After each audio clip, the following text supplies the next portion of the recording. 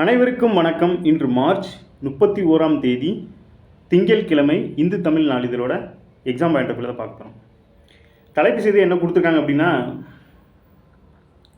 அடுத்த தலைமுறைக்கு நீர் ஆதாரங்களை பாதுகாப்போம், ஒவ்வொரு மலைத்துளியும் சேமிப்போம் அப்படின்னு சொல்லி பிரதமர் மனதின் குரல் நிகழ்ச்சியில் சொல்லியிருக்காங்க.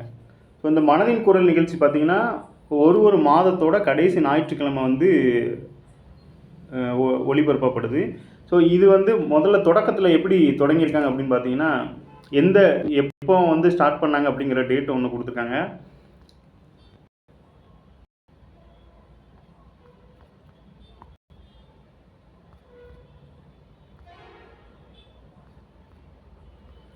இந்த இருக்குல்ல, அதாவது அக்டோபர் 3, 2014 தொடங்கியிருக்காங்க. அக்டோபர் 2 காந்தி ஜெயந்தி முன்னிட்டு அதுக்கு அடுத்தாப்புல ஞாயிற்றுக்கிழமையிலிருந்து இந்த நிகழ்ச்சி தொடங்கியிருக்காங்க. ஸோ இதுதான் மனதின் குரல். இதோட 120வது நிகழ்வு நடந்திருக்கு நேற்றைய தினம். ஸோ அதோட இதுதான் கொடுத்துருக்காங்க. அது போக இந்த கர்நாடகா, ஆந்திரா, தெலுங்கானாவில் உகாதி, கர்நாடகா, ஆந்திரா, தெலுங்கானாவில் உகாதி பண்டிகை, மகாராஷ்டிராவில் குடிபட்வா, அஸ்ஸாமில் ரோஹாங்கிலி பிஹு, மேற்கு வங்கத்தில் போய்ஷாக், காஷ்மீரில் நவரேக் கொண்டாடப்பட உள்ளது. ஈத் பண்டிகையும் கொண்டாடப்படுகிறது. இந்த பண்டிகைகள் பல்வேறு பகுதிகளில் கொண்டாடப்பட்டாலும் வேற்றுமையில் ஒற்றுமை காண முடிகிறது அப்படின்னு ஒரு வார்த்தை யூஸ் பண்ணியிருக்காங்களா. இந்த வேற்றுமையில் ஒற்றுமைங்கிறது தான் நமக்கு முக்கியமானது. இந்த வேற்றுமையில் ஒற்றுமை அப்படின்னு நம்மளுக்கு எங்கே கொடுத்துருக்காங்க அப்படின்னா, சிலபஸில் இருக்குது.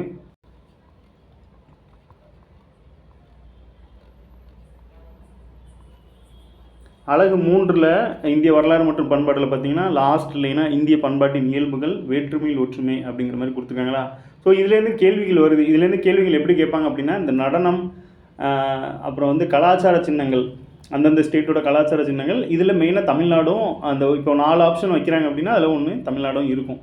ஸோ இந்த வேற்றுமையில் ஒற்றுமைங்கிறதும் இந்த மாதிரி சொல்கிறாங்க. ஸோ இது நீங்கள் புக்கில் இருக்கிறது தான் வரும் அப்படின்னு எதிர்பார்க்க வேணாம். ஸோ ஜென்ரலாகவும் தெரிஞ்சுக்கோங்க இந்த மாதிரி இந்தந்த பண்டிகைகள்லாம் இங்கெங்கே கொண்டாடுறாங்க அப்படிங்கிறத. அடுத்து இங்கே ஒரு விஷயம் சொல்லியிருக்காங்க. என்னென்னா, மை பாரத் அப்படின்னு ஒரு இணையதளம் சிறப்பு அம்சங்களை பற்றி குடிபெறுமிக. மை பாரத் கல்வி, சுற்றுலா மூலம் மக்கள் மருந்தகங்கள் எவ்வாறு செயல்படுகின்றன என்பதை அறியலாம். அம்பேத்கர் ஜெயந்தியின் பாத யாத்திரையில் பங்கேற்ற அரசியல் சட்டங்கள் குறித்த விழிப்புணர்வை ஏற்படுத்தலாம் அப்படின்னு சொல்லியிருக்காங்க. ஒரு இணையதளம் இருக்குது, அதோட பயன்பாடு என்ன அப்படிங்கிறத இதில் சொல்லியிருக்காங்க. அடுத்து கேலோ இண்டியா பாரா விளையாட்டு போட்டியில் முதல் 3 இடங்களை ஹரியானா மற்றும் தமிழகம், உத்தரப்பிரதேசம் பெற்றுள்ளன. இதில் என்ன மெயின் அப்படின்னா, நம்ம தமிழ்நாடு இதுக்குள்ளே இருக்குது. முதல் 3 இடத்துல 2வது இடத்துல தமிழ்நாடு இருக்குது அப்படிங்கிற விஷயத்தையும் சொல்லியிருக்காங்க. அடுத்து மழைநீரை சேகரிப்போம் இயக்கம் அப்படின்னு சொல்லியிருக்காங்க. இயக்கம் அப்படிங்கிறது மக்கள் சார்ந்து கொண்டு போகிறதுனால அதை மழைநீர் சேகரிப்போம். இப்போ திட்டம் வந்துச்சுன்னா அரசு ஃபுல் அண்ட் ஃபுல் அதுக்கு இது பண்ணும். ஸோ இயக்கங்கும் போது மக்கள் சார்ந்து கொண்டு போகிறது. அடுத்து யோகா தினத்தை பற்றி ஒன்று சொல்லியிருக்காங்க. யோகா அப்படிங்கிறது இதுதான் முக்கியமான டேட்டா. என்ன அப்படின்னா, உலக யோகா தினம் வரும் ஜூன் 21ஆம் தேதி கொண்டாடப்பட உள்ளது. நமக்கு எக்ஸாமும் பார்த்தீங்கன்னா ஜூனை ஒட்டி இருக்கிறதுனால இந்த யோகா தினம் முக்கியத்துவம் வருது. ஒரே பூமி நமக்கு போன குரூப் 4ல் பார்த்தீங்கன்னா 3 தினங்கள் கேட்டிருக்காங்க. 3 தினங்கள் கேட்டோன்னா ஆவரேஜாக பார்த்தோன்னா எல்லா இதுலேயுமே தினங்கள் வந்துக்கிட்டே தான் இருக்குது. ஸோ இந்த வாட்டி 2லேருந்து 3 தினங்கள் எதிர்பார்க்கலாம். அந்த வகையில் இந்த யோகா தினம் யோகாவோட என்ன ஸ்பெஷல் அப்படின்னு பாருங்கள். உலக யோகா தினம் வரும் ஜூன் 21ஆம் தேதி கொண்டாடப்பட உள்ளது. ஒரே பூமி, ஒரே உடல் நலம், ஒன் எர்த் ஒன் ஹெல்த் அப்படிங்கிற மாதிரி என்பதை 2025ஆம் ஆண்டின் யோகா தின கருப்பொருளாக வைத்துள்ளோம் அப்படின்னு சொல்லிட்டாங்க. யோகா பற்றி லைட்டாக பார்த்துருந்தோம்.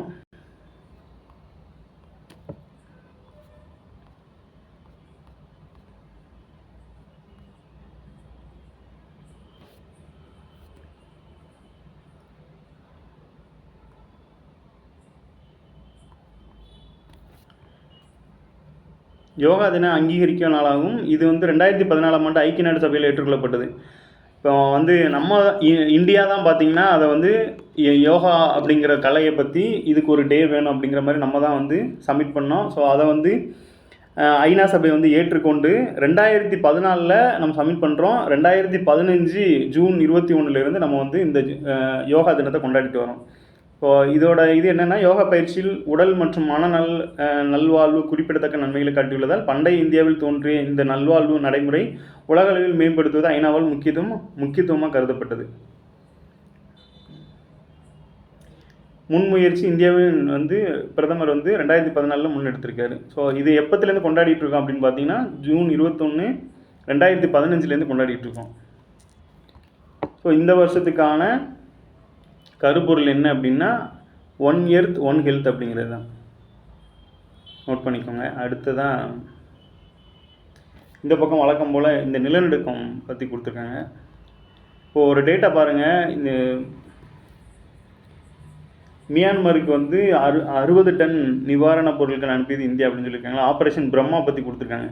இப்போது இந்த நியூஸ்லேருந்து நம்ம என்ன கற்றுக்கணும் அப்படின்னா, இப்போ வந்து கடந்த 3 நாளாக இந்த நியூஸ் வந்துட்டுருக்கு. இப்போ 2 நாளாக இந்த ஆப்ரேஷன் பிரம்மா பற்றி கொடுத்துட்ருக்காங்க. இன்னும் அடுத்து வரும் நாட்களிலும் இது வரும். இப்படி ஒரு நியூஸ் வந்து தொடர்ச்சியாக உங்களுக்கு வந்துக்கிட்டே இருக்கும்போது அந்த நியூஸை நீங்கள் நோட் பண்ண தேவையில்லை. அது ஆட்டோமேட்டிக்காகவே 1 வீக் வந்து தொடர்ச்சியாக ஒரு நியூஸ் வந்துட்டுருக்கு அப்படின்னா ஆட்டோமேட்டிக்காகவே மெமரியில் ஏறிடும். ஸோ நீங்கள் எப்போ கேட்டாலும் சொல்கிற மாதிரி தான் அது உங்களுக்கு இருக்கும். ஸோ ஒரு சில விஷயங்கள் மறக்க அப்படின்னா நீங்களே ஒருக்கா சொல்லி பார்த்துருங்க, இல்லை யார்கிட்ட கேள்வியாக கேட்டுருங்க. கேட்டு நீங்கள் அதை ஆன்சராக நீங்கள் ரிப்ளை பண்ணும்போது அதுவும் மெமரியாக ஆயிடும். ஸோ நம்ம நிறைய நோட்ஸ் எடுப்போம், எதை எங்கே எடுத்தோன்னே தெரியாமல் போயிடும். இந்த மாதிரி விஷயங்களை இது பண்ணிடுங்க. ஒரு டெஸ்ட்டில் போடும்போது அந்த கொஸ்டின் ஆப்ஷன் பார்த்து தெரியலை அப்படிங்கிற விஷயத்த எடுத்து எழுதிக்கோங்க. அது முக்கியத்துவம் பெறும். ஏன்னா நம்ம நிறைய நோட்ஸ் எடுத்து வச்சுட்டு கடைசி எது எங்கே இருக்குன்னு தெரியாமல் போயிடும். அதனால் தெரியாத விஷயங்களை மட்டும் நோட்ஸ் எடுத்து வச்சுக்கோங்க.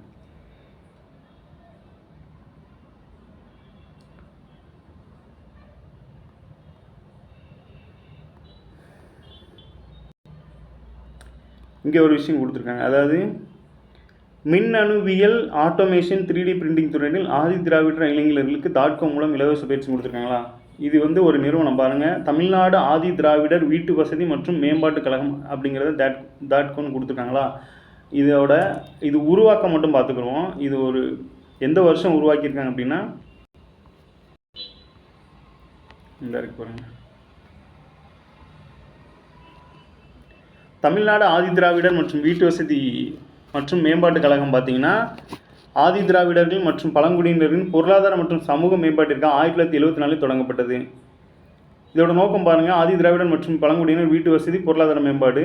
ஸோ இது எதன் பதிவு செய்யப்பட்டிருக்கு அப்படின்னா நிறுவன சட்டம் 1956 படி பதிவு செய்யப்பட்டிருக்கு. இதோட செயல்பாடுகள் பார்த்திங்கன்னா அவங்கள மேம்படுத்துறது தான் இலக்காக இருக்கும். ஸோ இது மாதிரி விஷயங்கள் எப்படி கேட்குறாங்க அப்படின்னா, இதுக்கு முன்னாடி பார்த்திங்கன்னா சமூக நல வாரியம், பெண்கள் மேம்பாடு வாரியம் இந்த மாதிரிலாம் கேட்டிருக்கிறதுனால இதோட அந்த இயரை மட்டும் மெயினாக தெரிஞ்சுக்கோங்க. 1974 அப்படிங்கிறது தான் தெரிஞ்சுக்கோங்க.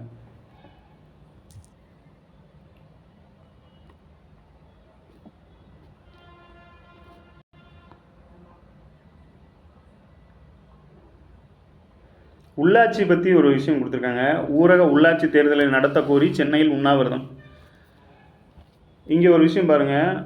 உரிய காலத்தில் முறையான தேர்தல் என்பது மக்களின் அடிப்படை ஜனநாயக உரிமையாகும். இப்போ ஜனநாயக உரிமை இப்போ வந்து இதை எப்படி கொடுப்பாங்க அப்படின்னா, இந்த தேர்தல் நடைபெறுவது என்ன உரிமை அப்படின்னா ஜனநாயக உரிமை. இதை எப்படி கேட்டிருக்காங்க அப்படின்னா, ஒரு வாக்குரிமை கொஸ்டினை கொடுத்துட்டு இது என்ன உரிமை அப்படின்னு கேட்டிருக்காங்க. நமக்கு அரசியல் உரிமை அப்படிங்கிற மாதிரி அது வந்திருக்கு. வாக்குரிமை அப்படிங்கிறது அரசியல் உரிமை அப்படிங்கிற மாதிரி ஏற்கனவே பழைய கொஸ்டினில் இருக்குது. இதே மாதிரி பாருங்கள், இது வந்து உரிய காலத்தில் தேர்தல் நடக்காமல் இருக்கிறது ஜனநாயக உரிமை மீறப்படுவதாகும் அப்படிங்கிற மாதிரி சொல்லியிருக்காங்க. ஸோ இந்த எலெக்ஷனை பொறுத்தளவில், அதாவது உள்ளாட்சி எலெக்ஷனை பொறுத்தளவில் மாநில தேர்தல் ஆணையம், அதில் தேர்தல் ஆணையர் தான் வந்து உள்ளாட்சி எலெக்ஷன் நடத்துவார். தேர்தல் அதிகாரிங்கிறவர் MP MLA எலெக்ஷன் நடத்துவார். ஸோ இந்த வித்தியாசம் தெரிஞ்சுக்கோங்க. உள்ளாட்சியை கொஞ்சம் மெயினாக ஃபோக்கஸ் பண்ணுங்கள். ஏன்னா உள்ளாட்சி சார்ந்து எப்படிலாம் கேள்வி கேட்டிருக்காங்கன்னு பார்த்துக்கோங்க. ஏற்கனவே நீங்கள் பார்த்தது தான். ஸோ இருந்தாலும் ஒரு டைம் ரீகால் பண்ணிக்கிறேன். இந்த பஞ்சாயத்து இதெல்லாம் 2024 கேட்டது. அடுத்து தேசிய ஊராட்சி நாள் இது 2022 கேட்டது. இந்த நகராட்சி இது 2024. இதை தான் மெயினாக பார்க்கணும். நகராட்சி நிர்வாகத்தின் முதன்மை நிர்வாக அலுவலர் யார் அப்படின்னு சொல்லி கேட்டிருக்காங்க. இப்போ அடுத்து வர்ற நியூஸில் என்ன கொடுத்துருக்காங்க அப்படின்னா, சில நகராட்சிகளை பேரூராட்சிகளை நகராட்சி மாநகராட்சியை உயர்த்ததுக்கு அரசு வந்து முன்னெடுத்துட்டு இருக்காங்க. ஸோ அந்த கொஸ்டினோட விளைவாக கூட இந்த மாதிரி கேள்விகள்லாம் கேட்கப்படலாம் அப்படிங்கிறது தான். இதுவும் ஒரு பிரிவு தான். எது இந்த உள்ளாட்சியோட ஒரு பிரிவாக கூட இருக்கலாம் அப்படிங்கிற மாதிரி எடுத்துக்கலாம். அடுத்து வர்ற கொஸ்டினில் பார்த்துருவோம். ஸோ உள்ளாட்சியிலேருந்து இந்த ஜனநாயக உரிமை கொடுத்துருக்காங்க.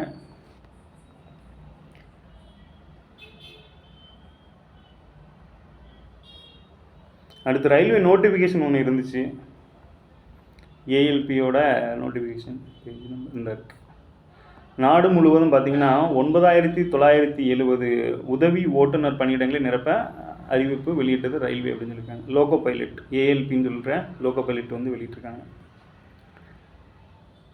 அடுத்து எண் எழுத்தில் பார்த்தோம் அப்படின்னா இன்றைக்கி வந்து இதுதான் இந்த மியான்மரில் வந்து எவ்வளோ அளவு அப்படின்னு பார்த்தோன்னா அதிகபட்சமாக 7.7 ரிக்டர் அளவுக்குள்ள பதிவாயிருக்கு. இது 1912க்கு அப்புறமா மியான்மரை தாக்கி சக்தி வாய்ந்த நிலநடுக்கம். அப்போது ரெகுலராகவே அவங்களுக்கு அவங்க வந்து கடலை ஒட்டி இருக்கிறதுனால அதிகமாக அவங்களுக்கு நிலநடுக்கம் நடந்திருக்கு. 1912 இது மாதிரி நடந்திருக்கு. ஸோ அதுக்கப்புறம் அதிகபட்சமாக இப்போ நடந்திருக்கு.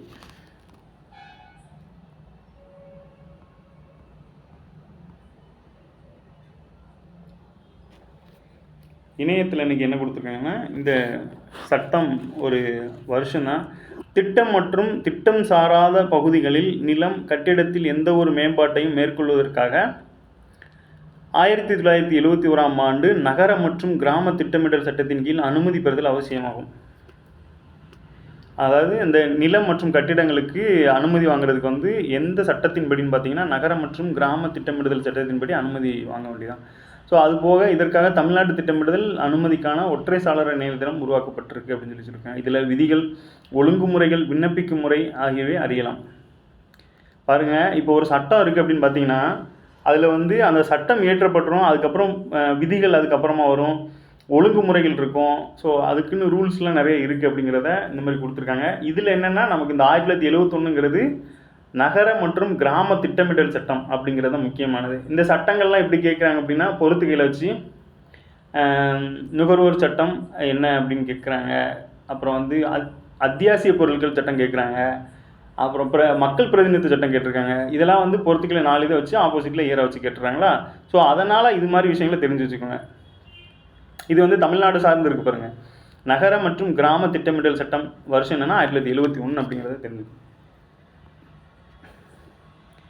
அடுத்து பாருங்கள், பெண்கள் பெயரில் சொத்து பதிவுக்கு 1% கட்டண குறைப்பு அப்படின்னு கொடுத்துருக்காங்க. சமூகத்தில் மட்டுமின்றி அவர் குடும்பங்களிலும் பெண்களுக்கான சமபங்கை உறுதி செய்யும் வகையில் வரும் ஏப்ரல் 1ஆம் தேதி முதல் ரூபாய் 10 லட்சம் வரையிலான மதிப்பீடுள்ள வீட்டு, மனை, விவசாய நிலம் உள்ளிட்டவை அனைத்தும் அசையா சொத்துக்கள் பெண்கள் பெயரில் பதிவு செய்யப்பட்டால் 1% இது சலுகை கொடுக்குறாங்க. ஸோ இது வந்து இதுவும் பார்த்திங்கன்னா உமன் எம்பவர்மெண்ட்டில் ஒரு விஷயமா சேர்த்துக்கலாம். ஸோ தமிழ்நாடு இந்த மாதிரி விஷயங்களில் முன்மாதிரியாக இருக்குது அப்படிங்கிறத காட்டுறதுக்காக இது மாதிரி விஷயங்களும் நோட் பண்ணிக்கலாம். ஸோ அது வந்து எப்போ அப்படின்னா ஏப்ரல் 1, 2025 நடைமுறைக்கு வருது அப்படிங்கிறத தெரிஞ்சுக்கோங்க. எவ்வளோ சதவீதம் அப்படின்னா 1%. அமௌண்ட் எவ்வளோன்னு பார்த்தீங்கன்னா 10 லட்சம் வரை அப்படின்னு கொடுத்துருக்காங்க. இந்த கொஸ்டின் தான் தமிழகத்தில் 7 பேரூராட்சிகளை நகராட்சிகளை தரம் உயர்த்த முடிவு. இப்போ இந்த கொஸ்டினை பாருங்கள், உங்களுக்கு புரியும் ஏன் இந்த கொஸ்டின் கேட்டிருக்கேன் அப்படின்னு. இது போன குரூப் 4ல் கேட்கப்பட்டது தான். நகராட்சி நிர்வாகத்தின் முதன்மை நிர்வாக அலுவலர், அதாவது அதில் அரசியல் சார்ந்து சொல்லியிருப்பாங்க, இதில் நிர்வாகம் சார்ந்து இருக்குது. ஸோ முனிசிபல் கமிஷனர் அப்படிங்கிறது. ஸோ இந்த மாதிரியும் இது வந்து நீங்கள் புக்கில் இல்லாட்டியும் பரவாயில்ல, ஜென்ரலாகவும் தெரிஞ்சுக்கோங்க. அப்போது இந்த மாதிரி பேரூராட்சிகளை நகராட்சிகளை தரம் உயர்த்த முடிவு செய்திருக்காங்களா. இப்போ என்ன பண்ணுறாங்கன்னு பாருங்கள்.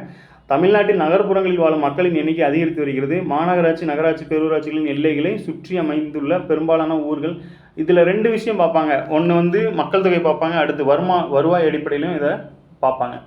அடுத்து பாருங்கள், நகர்ப்புறங்களுக்கு இணையான சாலை, குடிநீர், தெருவிளக்கு உள்ளிட்ட அடிப்படை வசதிகளையும் விரிவுபடுத்த அவசியமாகிறது. அதே போல் அரசின் திட்டங்களை மக்களுக்கு உரிய வகையில் கொண்டு செல்லவும் வேண்டும் அப்படிங்கிற மாதிரி சொல்லிட்டு கடந்த 2021ஆம் ஆண்டு பார்த்திங்கன்னா 6 புதிய மாநகராட்சிகள், 28 நகராட்சிகள் உருவாக்கப்பட்டன அப்படின்னு கொடுத்துட்டு கீழே இப்போது உயர்த்தப்பட இருக்கிற 7 பேரூராட்சிகளை கொடுத்துருக்காங்க.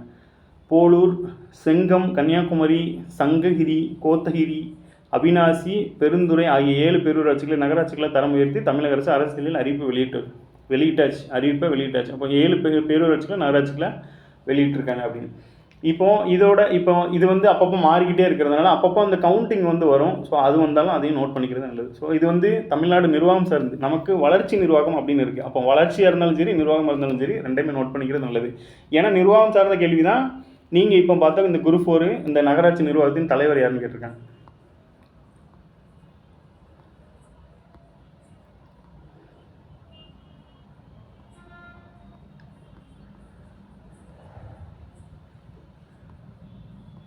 இதில் பாருங்கள், இந்த வேற்றுமையில் ஒற்றுமையில் இதுவும் ஒரு இதில் என்னென்னா மராத்தி மற்றும் கொங்கணி இந்துக்களுக்கு சந்திர சூரிய புத்தாண்டின் தொடக்கத்தை குறிக்கும் வசந்த விழாவான குடி பட்வா குடிபட்வா அப்படிங்கிறது ஏற்கனவே முதல் நியூஸ்லேயே பார்த்தோம். ஸோ இதுலேயும் குடிபட்வா தினம் வந்து மகாராஷ்டிராவின் மும்பையில் விமர்சை கொண்டாடப்படுது. அப்போ இது வந்து எந்த மக்களுக்கானது அப்படின்னு பார்த்தீங்கன்னா மராத்தி கொங்கணி மக்களுக்கான பண்டிகை அப்படிங்கிறது தெரிஞ்சுக்கோங்க. குடிபட்வா அப்படிங்கிறது மராத்தி மற்றும் கொங்கணி மக்களுக்கான பண்டிகை. அடுத்து பாருங்கள், இங்கே ஜிடிபி பற்றி ஒன்று கொடுத்துருக்காங்க. 2025 மற்றும் 26 நிதியாண்டில் இந்தியாவோட பொருளாதாரம் வந்து 6.5% வளர்ச்சியாகும். இப்போ இது மாதிரி இதை வந்து நம்மளுக்கு எப்படி கேட்டிருக்காங்க அப்படின்னா தமிழ்நாடு சார்ந்து கேட்டிருக்காங்க. ஸோ நம்ம தமிழ்நாடு சார்ந்து கேட்டதுனால இந்தியா சார்ந்து நம்ம படித்து வச்சுக்கிறது ரொம்பவே நல்லது. தமிழ்நாடு சார்ந்து பார்த்தோன்னா இந்த இப்போ ஜிடிபிங்கிறது 8% வளர்ச்சியில் வந்து சஸ்டெயின் பண்ணுறாங்க அப்படிங்கிறத இதுக்கு முன்னாடி உள்ள கொஸ்டின்லையும் கேட்டிருக்காங்க. இப்போ வரைக்குமே தமிழ்நாடு வந்து அந்த 8% அப்படிங்கிறதுல இருக்குது. ஸோ இந்த வகையில் இந்தியாவோட பொருளாதார வளர்ச்சிங்கிறது 6.5% வளர்ச்சியுடன் இருக்குது. இங்கே ஒரு கண்டென்ட் கொடுத்துருக்காங்க. என்ன அப்படின்னா, மனித மூலதன மேம்பாட்டுக்கு உதவிடும் வகையில் நன்கு அளவீடு செய்யப்பட்ட நிதி வியூக திட்டங்கள் மற்றும் விவேகமான நிதி பராமரிப்பு ஆகியவற்றால் நீண்டகால வளர்ச்சிக்கான வாய்ப்புகளை கணிசமாக அதிகரிக்க முடியும். ஏப்ரல் 24 முதல் மார்ச் 25 வரையிலான ஏப்ரல் 2024 முதல் மார்ச் 25 வரையிலான நிதியாண்டில், இந்த நிதியாண்டுலாம் பார்த்தீங்கன்னா இந்த மாதிரி தான் கணக்கிடப்படுவாங்க. அதே மாதிரி இன்னொன்று இருக்குது, கல்வி ஆண்டுன்னு ஒன்று இருக்குது. அது பார்த்தீங்கன்னா ஜூனில் தொடங்கி மே அந்த ஏப்ரல் மேல முடியும் அப்படிங்கிற மாதிரி. ஸோ இந்த மாதிரி இந்த நிதியாண்டில் பார்த்தோன்னா எவ்வளோ இருந்திருக்கு அப்படின்னு பாருங்கள். அப்போ போன நிதியாண்டில் 6.4 இருந்திருக்கு, வரும் நிதியாண்டில் 6.5, 1% 0.1% வந்து அதிகரிக்குது அப்படிங்கிற மாதிரி கொடுத்துருக்காங்க. விக்சித் பாரத்துக்கான இலக்கை நோக்கி, அதாவது இதுதான் வளர்ச்சி அடைந்த பாரதம் அப்படிங்கிறது தான் விக்சித் பாரத் இலக்கை நோக்கி பயணித்துக்கு, அது 2047 அப்படின்னு வச்சுக்கோங்க. அடுத்து தேசிய புள்ளியியல் அலுவலகம் வந்து ஒரு புள்ளி விவரத்தை வெளியிட்டிருக்காங்க. இதில் வந்து இந்தியாவின் ஜிடிபி வளர்ச்சி பாருங்கள், 23ல் 7.6 இருந்திருக்கு, 24ல் 9.2 இருந்திருக்கு, 25ல் 6.5. இதே மாதிரி தான் நம்ம தமிழ்நாட்டுக்கு பார்த்தீங்கன்னா 8% அப்படிங்கிற மாதிரி கொடுத்துருக்காங்க. ஸோ ரெண்டையும் கம்பேர் பண்ணியே படிச்சுக்கோங்க. இப்போது கரண்ட்டில் இருக்கிறது படி பார்த்தோம்னா 25 பார்த்தீங்கன்னா 6.5 அப்படிங்கிறத ஞாபகம் வச்சுக்கோங்க. ஸோ நன்றி, மீண்டும் நாளை சந்திப்போம்.